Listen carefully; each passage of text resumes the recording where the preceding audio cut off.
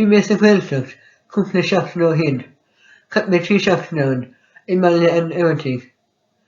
Bhuail mé le daoine nua ó chuntatha éagsúla ar fud na tíre. D'fhan mé I bhíodh Susan. Cá chlá bhí ranganna spórt agus céalaí ar siúl. Cúpla oíche bhí téimi ann.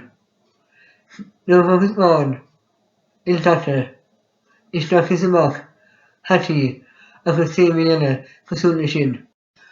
Sin me dagahua sa Ghaeltacht cocha mhíne. Bhí timpeall céantaine ann. Chuaigh a lán duine a bhaile tar éis an caithfíos.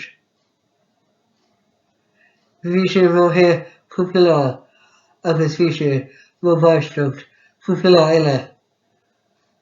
Chuaimh go dtí an seo gá huair. Chuaimh go dengan lá amháin agus rinne mé cuat ar an lálan ann.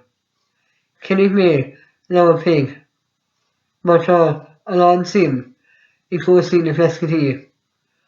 Well, an phleascadh mór in áiríre.